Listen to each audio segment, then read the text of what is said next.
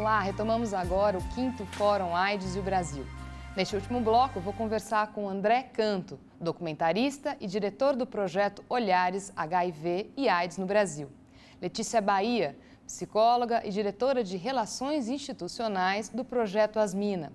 Alexandre Magno, coordenador da equipe de comunicação no departamento das IST, do HIV/AIDS e das hepatites virais. E Silvia Almeida, consultora do UNAIDS Brasil em prevenção ao HIV/AIDS. Para essa conversa, temos o desafio de discutir como combinar informalidade com informação de qualidade. Prazer receber vocês aqui neste último bloco. Boa tarde. Boa tarde. Boa tarde. Obrigada pela presença a todos. Vou começar com uma questão que a Silvinha fez durante o intervalo. Nosso desafio neste último bloco vai ser falar sobre comunicação. Certo. Então, eu queria abrir essa última rodada para uma fala livre sobre esse desafio. Como comunicar, como falar sobre HIV/AIDS. Começar com a Silvinha, já que ela deu a proposta. Já que deu a ideia. Já que eu dei a ideia.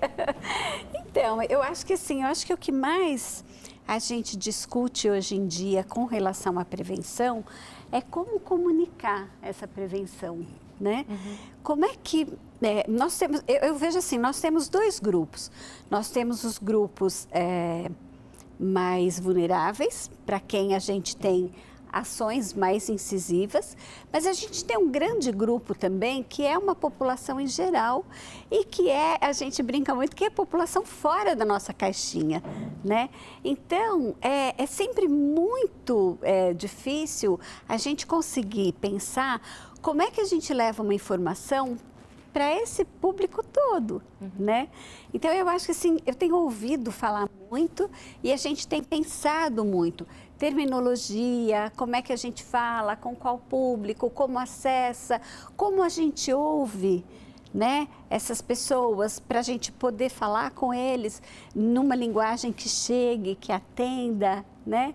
Então, eu acho que a questão da comunicação é uma questão que está fervendo no meio da prevenção.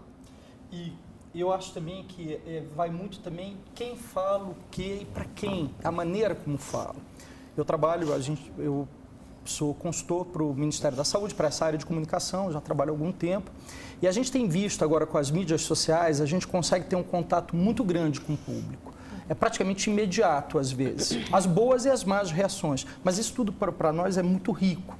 Eu quero só citar um exemplo. O Ministério da Saúde, evidentemente, é governo, né, é responsável por boa parte das campanhas informativas, as campanhas de massa. Só que no nosso Facebook, nós tentamos muitas vezes, às vezes eu brinco, né, vamos tirar a gravata, vamos tirar o tom oficial, mais sério, que é o que é exigido. E outro dia a gente fez um experimento, né, até com as doenças sexualmente transmissíveis, que agora a gente chama infecção. Eu parti de uma situação real que aconteceu comigo há uns 10 anos atrás, que eu perguntei para um colega infectologista e fiz aquela pergunta: vem cá, eu posso pegar uma doença sexualmente transmissível dentro do banheiro? Né? Porque tem isso, né? Não posso sentar no assento, essas coisas todas, né? No ônibus, né? O calor do ônibus, né? O calor da cadeira, né? Antigamente tinha muito isso. E ele me respondeu: claro que pode. Se você transar no banheiro sem usar a camisinha, você pode pegar uma doença sexualmente transmissível dentro do banheiro. Então, eu peguei essa realidade e brincamos com isso e numa intenção de fazer uma coisa um pouco mais leve, porque as mídias sociais, na verdade, elas né, te facilitam isso. Nossa Senhora! Teve pessoas que foram lá, criticaram como é que o Ministério da Saúde está fazendo ironia com um assunto tão sério, né? E ok, para o ponto de vista, eu respeito demais a opinião dessa pessoa, eu entendo que para ela aquilo ali era uma ironia, quando na verdade a gente estava usando do humor para brincar. Então eu acho que isso também, assim, quem fala, para quem fala, né, também conta. Eu costumo dizer, se a gente for tentar, no bloco anterior alguém estava falando da história do clichê da linguagem de jovem, né? Se a gente, que somos Ministério da Saúde, um órgão governamental, também tentar ficar mimetizando, a gente tem que ter uma linguagem que atinja. E como é que eu atinjo esses caras? Fazendo com que outros jovens falem para os jovens. Agora, se eu, como um órgão, né, que as pessoas esperam uma determinada postura, se a gente começar a usar na nossa comunicação institucional um tom mais solto, mais leve, as pessoas vão haver um certo provavelmente um certo nível de rejeição. Por isso que é importante dar voz para as pessoas e, sim, os pares, né, promover cada vez mais essa educação entre pares. Né?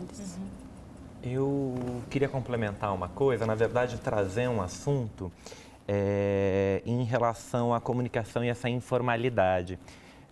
No HIV/AIDS, no documentário, eu percebi que muitas pessoas acham que os jovens se infectam mais hoje por não terem a vivência, não terem o conhecimento do que foi o HIV nos anos 80 e 90.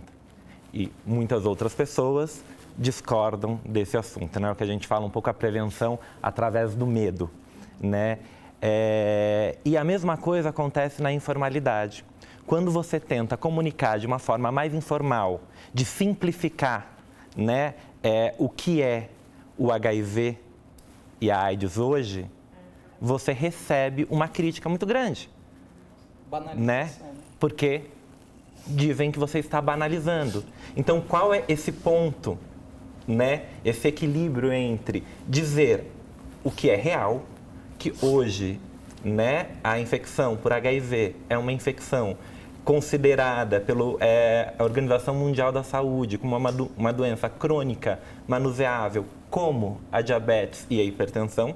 Como a gente pode dizer isso, que é um passo muito importante, né? Eu sei que é delicado, a gente não está dizendo que é a mesma coisa, que a HIV é igual a diabetes, que é igual a hipertensão, mas que é uma infecção crônica, como outras, né?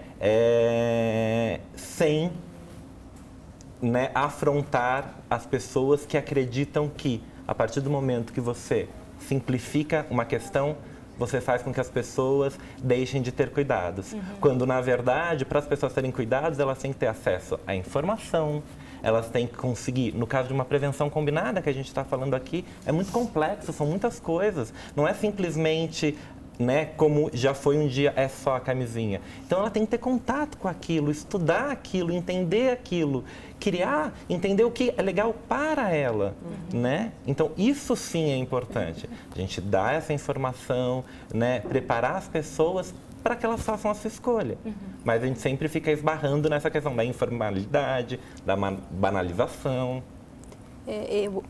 Eu acho que é exatamente esse o desafio, né? Como é que você leva para a naturalidade sem banalizar, né? E como é que você fala, hoje em dia, nós já estamos falando em prevenção combinada, mas tem gente que não sabe nem colocar camisinha, né? Que não sabe que existem camisinhas de sabores, de cores, que se ela não gosta do cheiro da normal, ela pode usar outras coisas. Não faz parte ainda da realidade de um monte de outras pessoas, né? Então, eu acho que assim, é exatamente isso. Como é que a gente comunica passando todas essas fronteiras, né? Letícia. Isso me leva um pouco a pensar em que lugar de imaginário a gente coloca, né? A AIDS, o HIV, a camisinha, tudo isso, né? Eu acho que seria inimaginável a gente pensar um restaurante, por exemplo, querendo se associar a câncer. Você tem o Mac Dia Feliz, né? Então, você consegue, por meio da comunicação, construir narrativas que permitem que você desloque esse imaginário, né? Hoje, quando a gente pensa em camisinha, a primeira coisa que vem na cabeça das pessoas é farmácia, né? A gente associa a camisinha com doença, a gente não associa a camisinha com prazer. A camisinha, ela pode ter texturas, ela pode brilhar no escuro, ela diabo a quatro, né? Que dá para fazer com camisinha. Então, como é que a gente pode ir construindo, deslocando esses imaginários por meio da comunicação, entendendo que certas narrativas vão funcionar melhor para um grupo e essa mesma narrativa vai ofender outro grupo. Então, a gente não pode também buscar soluções universais também em termos da comunicação, né? E a gente estava falando nos últimos blocos, né, sobre redes sociais, youtubers e, por outro lado, também isso foi citado nos outros blocos, mas de uma maneira mais leve. E eu queria entrar nesse bloco com essa discussão. Você estava dizendo sobre a informalidade, porém com qualidade. A gente encontra no YouTube um pouco de tudo, né? Gente falando besteira e gente falando coisas muito interessantes que devem ser ouvidas. Redes sociais é a mesma coisa. E agora, né, como eu sou jornalista e estudo isso, as fake news, eu vejo, por exemplo, eu faço uma pesquisa com os adolescentes, o consumo de notícias por eles. Isso está muito claro, assim, como os adolescentes têm uma outra visão do que é notícia, do que é informação, não exatamente aquilo que a gente está acostumado a entender como uma informação de qualidade. Então, como vencer esses problemas, esses desafios na comunicação informal, usando sobretudo a internet, quebrando esses estereótipos, esses imaginários, porém garantindo que os jovens, que os grupos-alvo, se informem com qualidade. Eu sou um pouco liberal com relação a isso, né? Minha postura diante de outros colegas até da minha área de comunicação. Eu acho que a gente vive num momento muito bacana que todos nós, assim, podemos ser produtores de conteúdo. Se é qualidade ou tem qualidade, acho que quem define muito isso é a audiência também. Eu acho que um youtuber, ele tem um compromisso ali o compromisso dele é com entretenimento, com o engajamento das pessoas ali em torno do seu canal. Quando você introduz um tema sério ali, ótimo, porque as pessoas não têm resistência com ele. As pessoas têm ainda muita resistência com a comunicação governamental, por uma série de motivos aqui que a gente poderia ficar dias, né, evidentemente, discutindo aqui. Mas quando um cara desse fala, né, de uma maneira mais... Ainda que ele cometa alguns deslizes, né, que ele possa não ser tão exato, não falar... Por exemplo, antigamente se falava DST, a gente levou 20 anos para as pessoas entenderem, 20 ou muito mais, entender o que era DST. Eu sou da época que se falava doença venérea, por exemplo, né, doença venérea, né, puxa, aí DST, aí as pessoas já sabem o que é DST. Agora o conceito evoluiu para IST, infecções sexualmente transmissíveis, porque infecção é mais correto do que DST. Do que doença, e ninguém discute isso. Mas sob o ponto de vista de comunicação, o que é mais importante? Esse cara saber que existem doenças ou infecções que são sexualmente transmissíveis e como ele pode se prevenir do que ele fala, saber exatamente o nome. Por exemplo, acontece até hoje, a gente estava falando de informação, o nível do brasileiro, as últimas pesquisas que foram feitas sobre comportamento, práticas e atitudes, a PECAP, acho que ela é de 2013, salvo engano, ela continua mostrando um alto nível de conhecimento do brasileiro com relação ao uso da camisinha. Mas também, obviamente, tem muita gente que ainda acha que o mosquito transmite o HIV, né? Que é grave, tem muita gente, não tão alto, mas é um número ainda expressivo de pessoas que acham que o HIV pode ser transmitido pelo beijo, pelo abraço, e não pode, a gente sabe disso. O HIV não é um vírus de transmissão social como a gripe né? Que você pegou na mão já, aliás, é pela mão, viu? Eu sabia disso há pouco tempo. A transmissão mais rápida da gripe é pela mão, pelo HIV não, pode beijar, abraçar e etc. Mas as pessoas sabem que a camisinha protege do vírus. Então, assim, é um desafio sim, empoderar as pessoas com mais informações e etc. Mas eu acho que determinados canais, eles não têm esse compromisso. Então, a gente está aprendendo como sociedade a lidar com isso. Como você falou do fake news. Tem gente que acredita. Tem gente que já leva na comédia. Tem gente que pega spam e sai multiplicando pelas suas redes. Como é que se regulamenta isso? Né? Em que momento que a gente... Então, eu acho que é um pouco assim, o carro, ele vai se organizar, eu acho que é nessa caminhada. Mas a gente não pode deixar de saudar e de valorizar esse momento em que cada um de nós podemos ser, né, ter essa liberdade de ter essa comunicação de mão dupla e não mais alguém falando para você o que você faz. É uma troca e eu acho que a gente precisa aprender. Falando em troca, sempre lembrando que você que nos assiste aí em casa pode mandar comentários e perguntas. No final do bloco a gente faz uma rodada a partir das questões que vierem de vocês, da nossa audiência. Vamos continuar. Eu acho também, a gente tende a discutir essa coisa da comunicação muito de uma forma direta, né? Ou seja, como é que eu vou produzir uma reportagem sobre HIV/AIDS, como é que eu vou produzir um documentário, como é que eu vou, né, falar diretamente sobre a camisinha, o que é fundamental, mas a gente precisa pensar também de que maneira esse tema está posto aí subliminarmente, né? Então, que importante que é, por exemplo, você ter, sei lá, um personagem de novela que está sempre com a camisinha, um personagem que é o personagem sexy, que é o personagem descolado, né? Em que a gente vai subliminarmente, sem falar, agora nós vamos parar e falar de camisinha, mas que você vai, né, colocando essa informação ali sorrateiramente, né? Hoje, se uma garota, sei lá, uma garota na escola 16, 18, 20 anos, se ela vai pegar alguma coisa na bolsa e cai uma caneta da bolsa dela, é completamente diferente de se cai uma camisinha, né? E essa vergonha, como é que a gente desconstrói isso? Como é que a gente desconstrói a risada das pessoas ao redor? A gente vira para as pessoas e diz o seguinte, não é vergonha usar camisinha? Vai funcionar? As pessoas já sabem, né? Como você colocou, a informação, ela está posta, ela está bastante bem disseminada, né? Então, para a gente trabalhar percepções, a gente tem que ir também para outras formas mais sutis de comunicação, né? O Ministério, ele fez uma ação recentemente, né, num clipe da Pablo Vittar, onde aparecia uma camisinha, né? Essa aqui, inclusive, que a maioria das pessoas acho que já viram, já pegaram no posto de saúde, né? A Pablo Vittar colocou isso aqui no... E aí, a repercussão que teve foi incrível e absurda, né? Tiveram pessoas que comentaram assim, mas por que ela tá com a camisinha, ela não pode engravidar, né? Para a gente ver onde estamos, né? Só que isso repercutiu e foi muito importante, porque a partir disso veio toda uma discussão. Então, é uma ação que eu acho subliminar, né? E que ajuda muito, principalmente nos dias de hoje. Da mesma forma que a gente tem as fake news, que movimentam milhões de seguidores ali, uma notícia como essa, né, uma repercussão como essa também vai chegar em milhões de pessoas de forma indireta, assim. E vai promover pelo menos a discussão. André, se você me permite até, eu acho que a sua análise é muito correta e fico bem feliz da maneira como você falou, porque ele deu o exemplo de alguns dos comentários, mas foi um vídeo que teve mais de 100 milhões de visualizações. E teve muitos comentários bacanas, muitas pessoas, inclusive, criticando quem falou isso. Mas só o que fica para a gente? Né? É aquela história, né?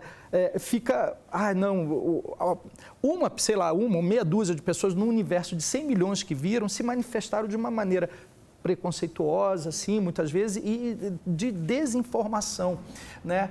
Mas, como ele colocou muito bem, a informação a camisinha foi vista, ou seja, aquilo lá, subliminarmente ou não tão subliminarmente, estava presente ali naquela relação. Claro, a gente pode ter milhões de outras discussões, mas estava lá. Né? Então, e o que a Letícia falou também, meu sonho era que todas as novelas... Ninguém transa de camisinha em novela. Pois não tem. Sabe, assim, mostrar, sabe... A associação de camisinha com romance acaba. Não existe. Não existe. Essa virada que a gente precisa dar, né? É verdade. Então? Não, essa então, as pessoas, eu não trouxe, aliás, o preconceito, deixa eu ver se eu tenho uma aqui na bolsa, mas eu vou mostrar, mas eu acho que não tem. E você sabe que muito interessante com essa questão, falando um pouco de novela e do quão diferente são as pessoas que ouvem o que está posto. Em uma das novelas, essa última novela que teve, que tinha um menino trans e ele engravidou, né? E eu tenho um neto de 10 anos que ele assistindo a novela, ele falou assim, então, é óbvio que ele engravidou. Ele tem um corpo de mulher e ele não usou camisinha. Uau! Olha, eu olhei, eu fiquei assim, falei, olha... Caiu uma lagriminha. O que vocês estão discutindo? É tipo isso, assim, o cara foi... Vocês estão discutindo o quê? É óbvio que ele engravidou. Ele ainda tem um corpo de mulher e ele transou sem camisinha. Simples assim. Então, às vezes, eu acho que, assim, essa geração que está chegando... Pô, a gente precisa prestar muita atenção no que elas estão ouvindo. Mas ela ouvia... O que seu neto ouviu? O que você diz em casa. Por que ele fez esse comentário? Porque você, na sua casa, trouxe isso. E ele captou. Captou. E de uma forma, assim, tão tranquila. Né? É isso que está colocado, é isso que está posto, né? Ao passo que para uma geração já... talvez que tenha uma outra formação, essa que a gente está tentando ainda desmistificar, né? Eu ia perguntar para o André um pouquinho sobre o projeto de documentário que você está em fase final de produção ou já? A gente está na parte da montagem. A gente já realizou praticamente todos os depoimentos, né? A filmagem de todos os depoimentos. A gente está agora na ilha de edição. Estava brincando, já temos 25 minutos. Faltam 75. Você vai trabalhar em livro, série de TV e documentário. Estou falando desses desafios de comunicar. Eu acho que o seu produto é um exemplo disso, né? Uma tentativa de atingir diferentes pessoas. O projeto, ele conta com longa-metragem, né, para salas de cinema. É o primeiro dos 3 que vai ser lançado, né, no início do próximo ano, no primeiro semestre. Depois uma série, porque em 90 a 100 minutos eu não consigo, né, abordar a perspectiva da história, né, da epidemia no país. Então, o filme ele vai ter um recorte em cima de preconceito e estigma, porque, apesar de todos os avanços no tratamento, na prevenção, o estigma e o preconceito ainda é tão presente. Isso é uma coisa que eu acho que tem muito a ver com o que a gente está conversando aqui também. Eu até queria voltar, mas só vou terminar. Claro. Depois, uma série que a gente vai poder falar da história em 3 episódios, ou seja, detalhar, né, mas sempre utilizando a história para refletir o hoje. Né? Eu não acredito que, por exemplo, como a mídia, a sociedade abordou a epidemia nos anos 80, é algo interessante hoje. É importante a gente saber como foi, mas não fazer de novo, inclusive, nunca mais. Não ficar ali chafurdando tudo aquilo. E no final, um livro que vai contar um pouco a história da pesquisa e do documentário, de quais foram esses passos. E o livro, para mim, tem um lado muito importante, que quem vai escrever é o Natan, que esteve aqui no primeiro bloco, que depois, com o livro pronto, a gente queria encartar a série e distribuir gratuitamente nas escolas públicas. Que vai ser um desafio, né? E um desafio importante que a gente tem que encarar, porque a gente não vai conseguir enfrentar a epidemia se a gente não pensar em educação sexual nas escolas. Não vai, não dá para fugir disso. E aí eu faço meu gancho. Voltando à imprensa oficial, né? Voltando à primeira fala do Simval aqui, que disse que geralmente os jornalistas, os profissionais da imprensa, tratam o HIV e a AIDS do ponto de vista da doença, técnico, né? E não consegue imprimir histórias, imprimir o universo pessoal das pessoas que vivem com vírus ou que trabalham nessa área.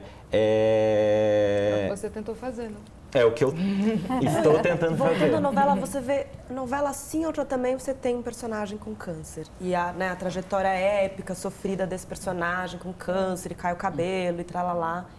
Você não tem Quantas novelas que tem a história do... Não, enquanto vira notícia. Começa a última agora, que o personagem do início da epidemia, né, comoveu, assim, foi uma comoção nacional em cima do personagem, que, aliás, parabéns aí o núcleo de dramaturgia da Rede Globo, enfim, foi um trabalho bem bacana, assim, bem bonito, comovente. Mas é tão raro que não, quando acontece, a gente quer mais, né? Vira notícia. E por que não uma pessoa que vive com vírus e tá tudo bem, e toma seu remédio todo dia, e é isso, e essa não é a grande questão do personagem, é só mais uma questão, né?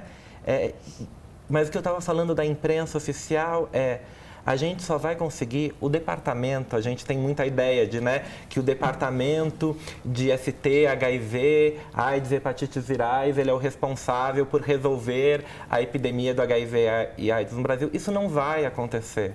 Porque se a gente não tiver a parceria do Ministério da Educação, se a gente não tiver a parceria dos deputados, dos senadores, né, da presidência, a gente não vai conseguir avançar, porque não é uma questão de saúde. HIV e AIDS não é só uma questão de saúde, é uma questão que envolve diversas outras coisas. E a gente precisa que a imprensa oficial nos ajude nisso.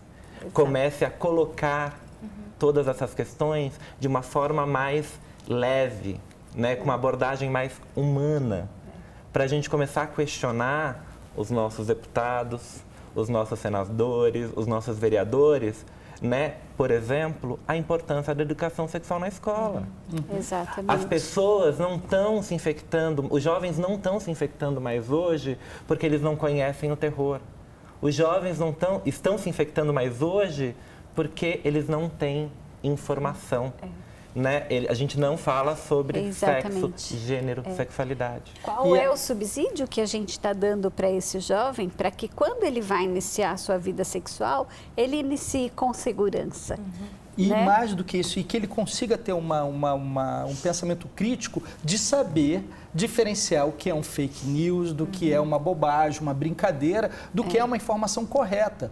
A gente tem conversado com jovens na faixa etária mais ou menos até os 29 anos, né, conversas informais, mas com o sentido de pegar elementos para o nosso processo de comunicação para essa faixa etária e, sobretudo, o público masculino, né?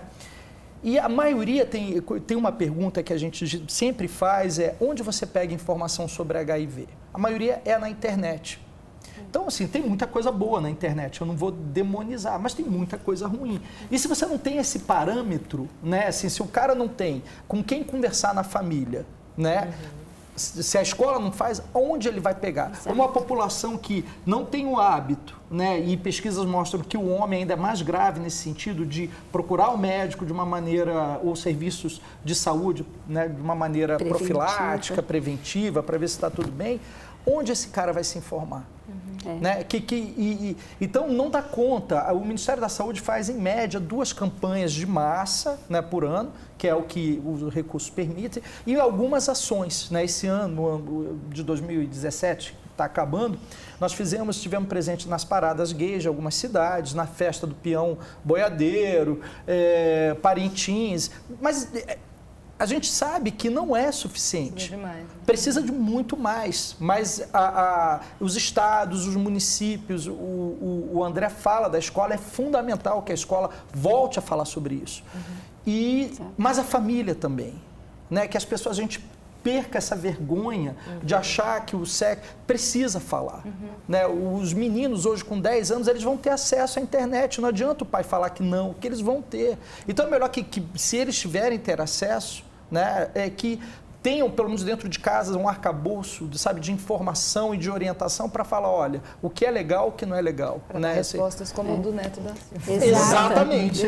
Vou dar um spoiler do filme. Tem um depoimento de um professor da rede estadual, um jovem que recebeu o seu diagnóstico há pouco tempo, e a gente falando, e ele é professor, então isso está ressignificando a forma com que ele atua na sala de aula.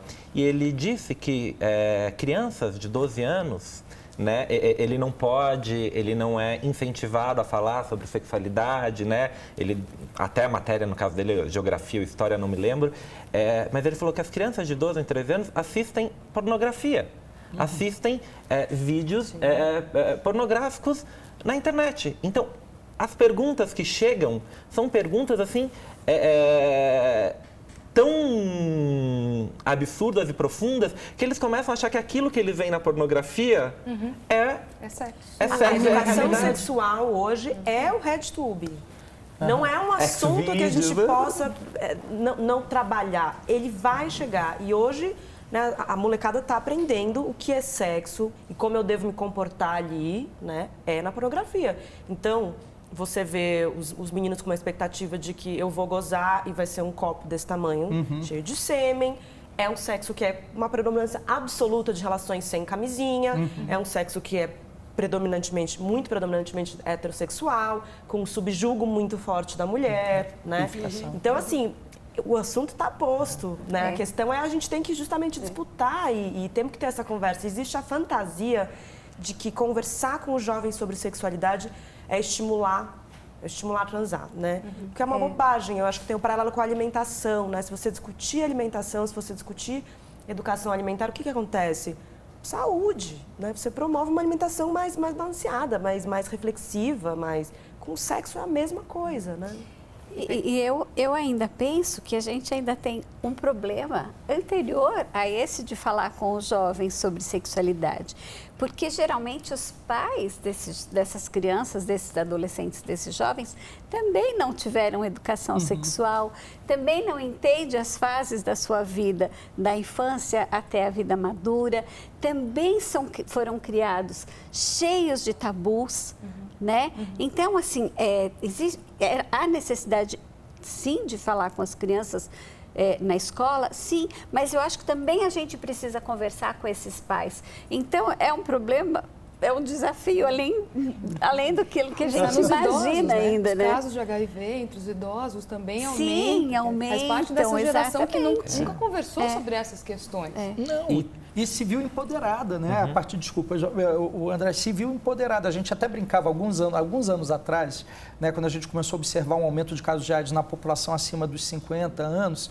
Não sei se a Silvinha lembra disso, a gente brincava, assim, fazendo piada, evidentemente, que falava assim, o Ministério da Saúde agora tem que distribuir o kit terceira idade. O que é o kit terceira idade? É o Viagra, a camisinha e o engove.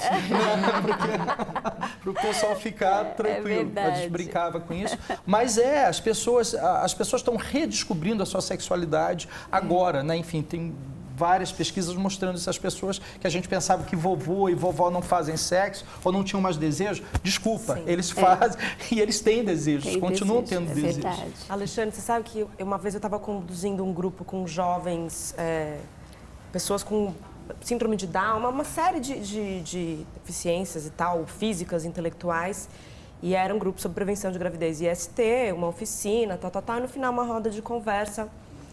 E uma moça de uns 30 anos levanta a mão e me pergunta, professora, deficiente intelectual engravida? Quer dizer, tudo isso aí que você está falando, isso vale para mim também? Quer dizer, olha, imagina a trajetória dessa pessoa e deste grupo vulnerável, né? Que as pessoas tentam tirar esse pedaço de mundo, sexualidade dessas pessoas. Olha a vulnerabilidade que isso gera. Mas pensando em casos positivos da imprensa, a gente tem um exemplo nas Minas. Eu li uma matéria sobre sexo casual, e as Minas fala para um público feminino, mas a necessidade de falar sobre isso ainda, né? Desmistificar o sexo casual. E o público das Minas também já é um público mais jovem. Você imagina, será que era preciso falar sobre isso?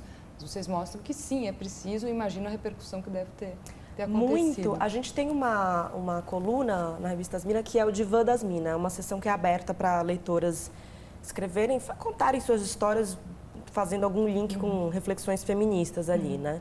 Algumas são anônimas, alguns não. E os divãs que bombam são os divãs relacionados a sexo, a experiências sexuais mais, sei lá que termo que eu vou usar, mais aventureiras, digamos assim. Trepei com o taxista, né? E as pessoas, nossa, né? O que a gente vê nos comentários, né? É uma sensação assim de não tô sozinha, né? Eu sinto essas coisas, então a pessoa vai lá, se abre, né? Em geral, quando o teor é esse, os textos são anônimos, então a pessoa vai lá, se abre e todo mundo, puxa, eu também. E aquilo bomba, né? Quer dizer, rola uma identificação de algo que eu, antes de ler esse texto, estava achando que eu estava sozinha aqui. Que só eu que tenho vontade de transar com um desconhecido ou de fazer sexo casual, mas não estava podendo chegar para as minhas amigas, né, e conversar sobre isso. E aí, tudo que se desdobra, né, você poder virar para sua amiga e falar, como é que se faz quando o cara não quer usar camisinha? Conversas que são tão importantes, né, e que essa coisa da vergonha vai segurando. Falar um pouquinho sobre... Você quer acrescentar alguma coisa? Não. Te perguntar, você está com essa caixa aí? Eu ia te perguntar sobre isso. Bom, a gente está falando tanto em desafio, né? Então, esse ano o NAIDS lançou no 1º de dezembro, a gente lançou uma caixa mesmo de desafios para trabalhar com os youtubers, aproveitando toda essa galera jovem que quer falar sobre HIV. Então, é um projeto para os youtubers. E são perguntas e respostas. Esse telefone, assim, a gente está lembrando que para os jovens hoje em dia não é mais telefone, é tudo celular, é tudo virtual. Mas, assim, foram tiradas da internet inúmeras perguntas que a gente acha que nunca poderiam existir. porque são dúvidas que as pessoas têm e que às vezes ninguém sabe responder para eles. Então, em uma pesquisa, a gente achou uma série de perguntas e a gente vai brincar com essas questões. Os youtubers vão fazer as perguntas, tem um site que é o www.desafionaides.org.br, e aí as pessoas vão poder tirar suas dúvidas, brincando com a pergunta. Como, por exemplo, essa aqui. Só pega AIDS se fizer sexo com alguém que tem, ou a AIDS pode aparecer do nada em relações gays. Aí a história do banheiro aí, né? Sentou, pegou HIV. Não pega. Então, o desafio é super bacana, porque assim, a gente tem a colaboração do Dr. Jairo Bauer, que também vai estar, tem um link, né? Você entrando no site do desafio, você vai ter um link de perguntas, com as perguntas e com as respostas, com os gabaritos. E a ideia é essa, é trazer para perto essas dúvidas, né? Como é que a gente está ouvindo essas dúvidas? Como é que a gente está esclarecendo, né? Assim, a internet é o melhor o mais rápido dos locais onde você pode trocar essas dúvidas, né? Então, o nosso desafio está lançado, né? E aproveitar para as pessoas perguntarem o que quiserem, perguntarem mais coisas no site e a gente tentar ir tirando essas dúvidas. É aquelas perguntas sobre o amigo, sabe? Eu tenho um amigo que passou por aquela situação. E assim, olha, eu tenho um amigo que fez sexo com uma pessoa. E aí, quando deu fé, a camisinha tinha estourado, né? E aí, em 5 dias, eu estou sentindo sintomas. Tem sintomas depois de 5 dias? Não tem?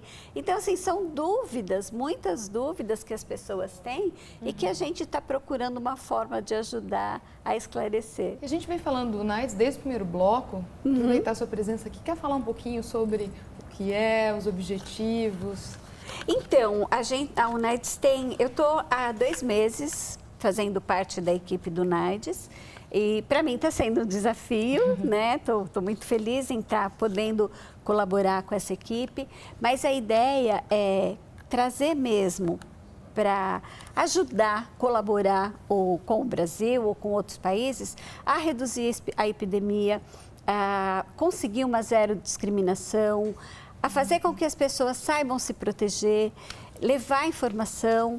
Então, tem uma série de programas, conversar com os jovens, apoiar os youtubers, todas essas coisas que podem levar mais rapidamente e para mais longe informações sobre prevenção. E é uma iniciativa mundial. É uma iniciativa mundial. Da organização. Exatamente. O UNAIDS é um programa, ele é global, né?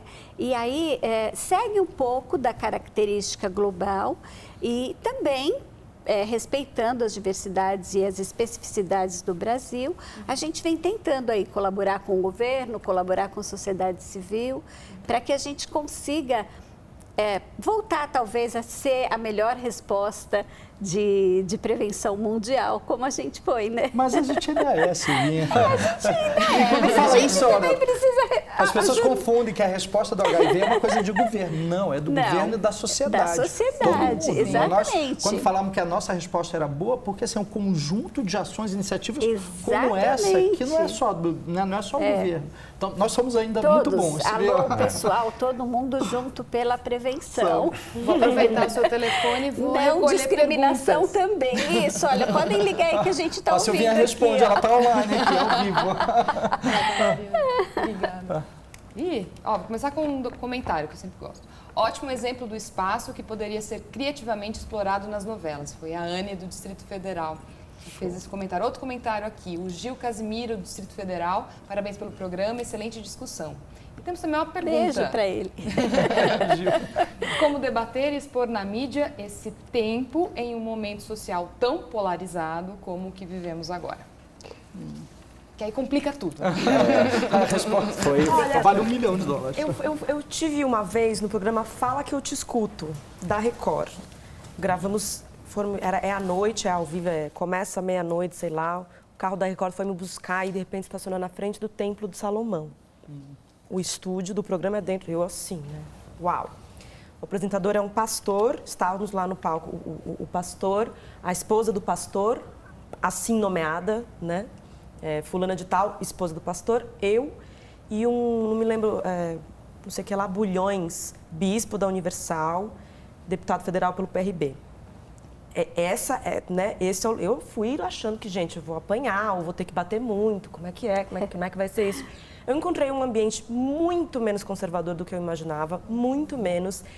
E houve um momento em que fui chamada por conta da história do assédio do Zé Maier, então fomos discutindo a questão do assédio.